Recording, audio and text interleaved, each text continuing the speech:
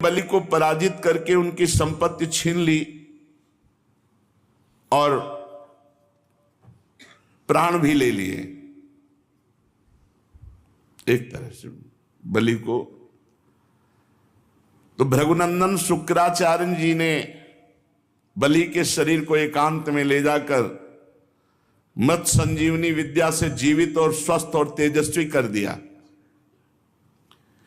इस पर शुक्राचार्य जी के शिष्य महात्मा बलि ने अपना सर्वस्व उनके चरणों में चढ़ा दिया। तन मन से गुरु जी की सेवा, गुरु के आश्रित परीक्षित जो अपने गुरु के आश्रित और गुरु की सेवा परायण है वो पूरे विश्व पर विजय प्राप्त कर सकता है। बड़ी महिमा है गुरु सेवा की। देखो, गुरु सेवा के प्रताप से ही संदीपिनी जी जगत गुरु भगवान श्री कृष्ण के गुरु बने, अपने गुरुदेव की सेवा के प्रताप से। बलि जी समझ गए कि हमारे गुरुदेव का कृपा प्रसाद, देवराज इंद्र का पद अवश्य वापस आ जाएगा। शुक्राचार्य जी बहुत प्रसन्न हुए देख करके पूर्ण समर्पण बलि का। गुरु क्या देखते हैं? पूर्ण समर्पण। मन, बुद्धि, चित्त, अहंकार ये आज्ञा पे चले गुरु के, बस इतना ही गुरुदेव चाहते हैं। ये रुपया, पैसा, भोग सामग्री, वस्तुएं, इसका महत्व अगर गुरुजनों के चित्त में है तो उन्होंने अभी तक प्राप्त क्या किया? इससे थोड़ी खुश होते हैं कि नहीं, आप आज्ञा उल्लंघन करो, खूब हलवा पूड़ी खवाओ तो प्रसन्न थोड़ी होंगे। आज्ञा का पालन कर रहे हो, इसी से खुश हो जाते हैं। बलि का महाभिषेक विधि से अभिषेक कराकर विश्वजित नामक यज्ञ करवाया शुक्राचार्य जी ने। जब यज्ञ की विधि से हविष्यों के द्वारा अग्नि देवता की पूजा की गई तो यज्ञ कुंड में सोने की चद्दर से मढ़ा हुआ एक सुंदर रथ निकला। जब शुक्राचार्य जी ने यज्ञ करवाई तो बलि जी के सुरक्षा के लिए एक दिव्य रथ प्रकट हुआ और कवच और हरे रंग के घोड़े, सिंह के चिन्ह से युक्त रथ पर लगाने की ध्वजा। प्रहलाद जी ने देखा कि गुरु शुक्राचार्य जी बहुत प्रसन्न हैं और बलि के लिए यज्ञ से दिव्य घोड़ा और कवच, तो उन्होंने एक माला प्रदान की। अब प्रहलाद जी जैसे कृपा करें तो भला विजय क्यों नहीं हो जाएगी? गुरु शुक्राचार्य कृपालु, मंत्र बल से देवता अग्नि, उन्हीं से रथ प्रकट हुआ। प्रहलाद जी ने एक ऐसी माला दी जो कभी कुम्हलाए ना, और माला गले में पड़ी तो कोई पराजित नहीं कर सकता। शुक्राचार्य जी ने शंख दिया, पूरा स्वस्ति वाचन कराए। बलि जी ने प्रहलाद जी के चरणों में प्रणाम किया और भृगुवंशी गुरुदेव को दाहिने करके रथ पर सवार हुए, कवच धारण किया। अपने ऐश्वर्य बल से दैत्य सेनापतियों को साथ लिया, देवराज इंद्र पर चढ़ाई कर दी। ऐसा लग रहा था मानो आकाश को पी जाएंगे, क्षितिज को भस्म कर देंगे। बहुत बड़ी सेना अंतरिक्ष को कपाते हुए अमरावती पर चढ़ाई कर दी, देवराज इंद्र के महल पर। जे भी राजधानी अमरावती देवताओं की दैत्यों ने घेर ली। अब तो विश्वकर्मा का बनाया हुआ दिव्य सब स्थान नष्ट भ्रष्ट करने लगे दैत्यजन। देवांगनाएं भागने लगी। अमरावती इतनी मनोहर थी मानो त्रिभुवन की सुंदरता वहां एकत्रित की गई हो। इंद्र ने देखा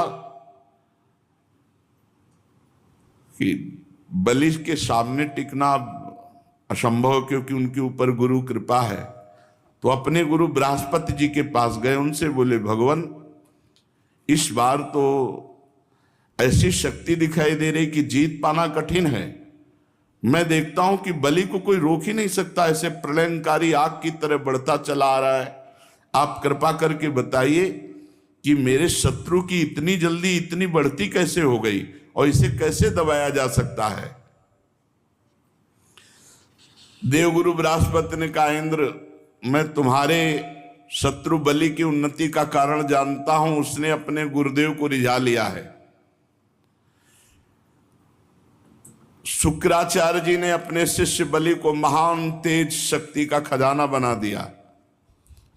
इस समय सर्वशक्तिमान भगवान के सिवा काल की भी ताकत नहीं कि बलि को पराजित कर सके, केवल भगवान। इसलिए तुम बिना लड़े भागो, बृहस्पति जी ने सलाह दी, और जाओ त्रिभुवन में कहीं भी छुप जाओ, भागो, सब खाली करो अमरावती। युद्ध नहीं, कोई नहीं जीत सकता बलि से।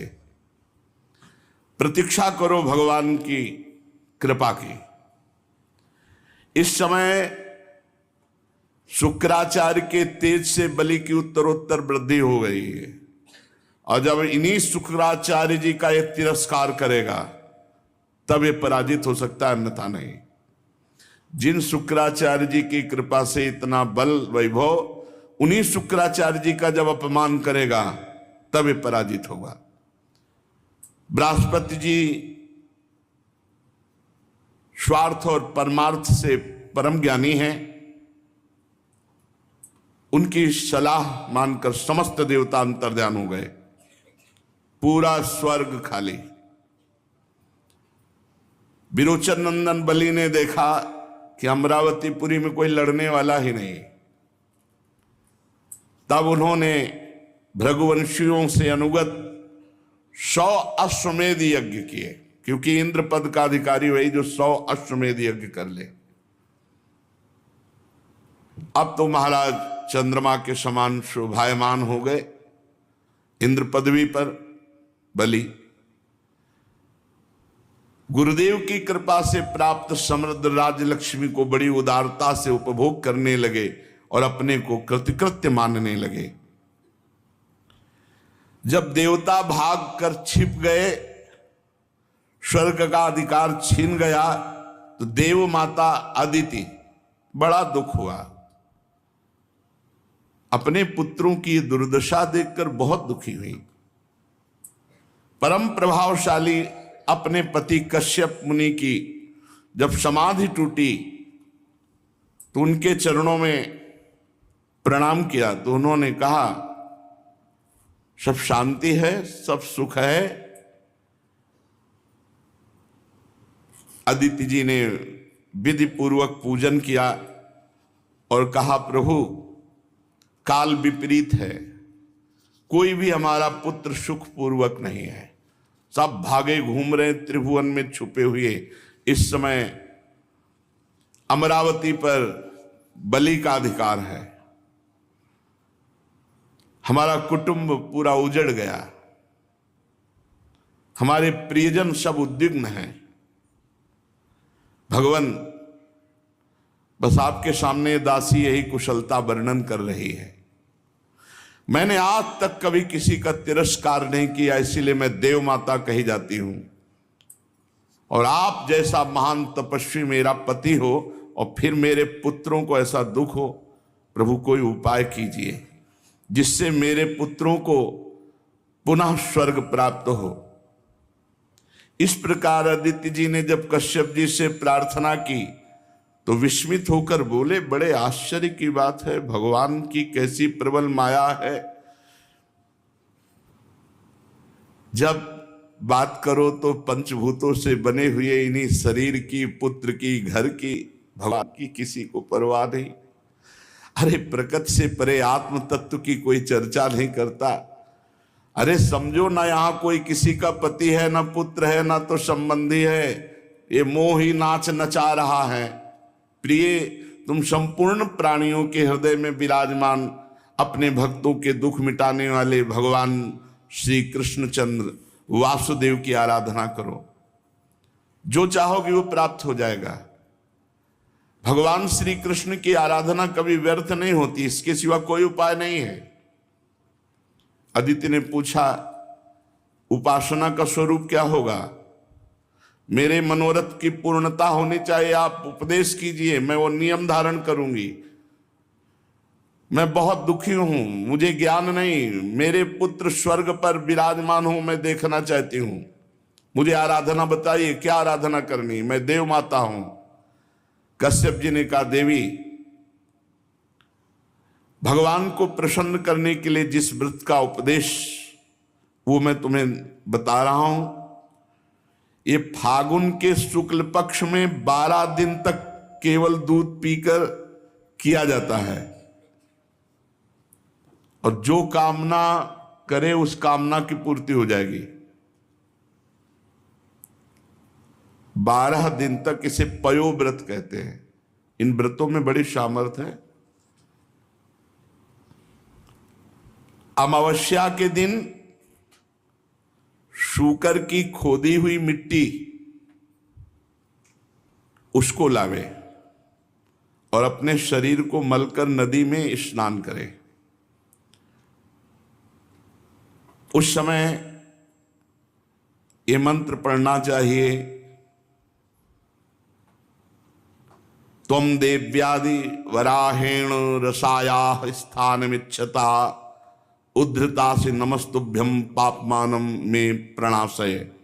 संस्कृत ना आवे तो हिंदी से, हे देवी, प्राणियों की स्थान देने की इच्छा से वाला भगवान ने रसातल से तुम्हारा उद्धार किया था। हे पृथ्वी देवी, तुम्हें नमस्कार है, तुम मेरे पापों को नष्ट कर दो। ऐसा कहते हुए और सुअर की खोदी हुई मिट्टी से पूरे शरीर को मलकर फिर नदी में स्नान करें।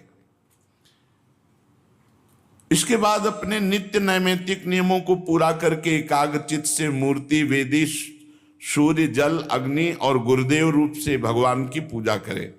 फिर प्रार्थना करें, प्रभु आप सर्वशक्तिमान हैं, अंतर्यामी और सबके आराधनीय हैं। समस्त प्राणी आप में और आप समस्त प्राणियों में निवास करते हैं, इसी से आपको वासुदेव कहते हैं। आप समस्त चराचर जगत और उसके कारण के भी साक्षी हैं। हे भगवान वासुदेव, मैं आपको नमस्कार करती हूं। भगवान को नमस्कार करके भगवान की स्तुति करे कि आप सबके प्राण हैं, आप इस जगत के स्वरूप हैं, आप योग हैं, योग के कारण हैं, आदिदेव हैं, पीतांबरधारी केशव। मैं आपकी स्तुति करती हूँ, आपके चरण रज की उपासना करती हूँ, आपकी कृपा लालसा प्राप्त करने के लिए। फिर गंधमाला आदि से भगवान का पूजन करे और दूध से भगवान की मूर्ति का स्नान करावे। इसके बाद वस्त्र, यज्ञोपवीत, आभूषण, जो व्यवस्था है, द्वादशाक्षर मंत्र से भगवान का पूजन करे और दूध में पकाए हुए घी और गुड़ और साली के चावल से द्वादशाक्षर मंत्र से हवन करे। कुछ नैवेद्य भोग लगावे, सबको बांट दे, जरा सा स्वयं पाले, भगवान को आचमन करावे। फिर तांबूल पान का बीड़ा और 108 बार द्वादशाक्षर मंत्र का जप करे। फिर 4 प्रदक्षिणा दे और भूमि पर लौटकर साष्टांग दंडवत प्रणाम करे। निर्माल्य को सिर पर लगावे और वो जो खीर बनावे तो रोज कम से कम 2 ब्राह्मणों को पवावे, उनको दक्षिणा दे, सत्कार करे। ब्रह्मचर्य से रहे, प्रातःकाल स्नान करके दूसरे दिन फिर ऐसी पूजा करे, फिर भगवान को वैसे दुग्ध स्नान, फिर वैसे 2 ब्राह्मणों को। 12 दिन तक ऐसे ही ब्रह्मचर्य रहकर वो स्वयं केवल दूध पिए, पयोव्रत कहते हैं, और भगवान की ऐसे आराधना करे, जो चाहेगा वो प्राप्त हो जाएगा। ये फाल्गुन शुक्ल प्रतिपदा से लेकर त्रयोदशी पर्यंत ब्रह्मचर्य से रहे, भूमि पर शयन करे, 3 समय स्नान करे, झूठ न बोले, पापी आदमी से बात न करे और पाप की बात न करे, और छोटे बड़े सब भोगों का त्याग कर बिल्कुल ऐसे ही रहे जैसे संत, किसी भी प्राणी को कष्ट न पहुंचाए, भगवान की आराधना करे। तो ये बहुत कम समय में 12 दिन में ये पयोव्रत रखने वाला जो कामना करेगा उसकी पूर्ति हो जाएगी। अत्यंत एकाग्रचित होकर के इसकी आराधना करना चाहिए। पयोव्रत, इसका नाम पयोव्रत है। ब्रह्मा जी ने मुझे बताया था, मैंने तुम्हें बता दिया। देवी तुम भाग्यवती हो, तुम इसको कर सकती हो। कल्याणी, भगवान को संतुष्ट करने वाला ये सर्व पयोव्रत है जिससे भगवान प्रसन्न होते हैं। परीक्षित अपने पतिदेव महर्षि कश्यप जी का उपदेश प्राप्त करके अदिति ने सावधानी से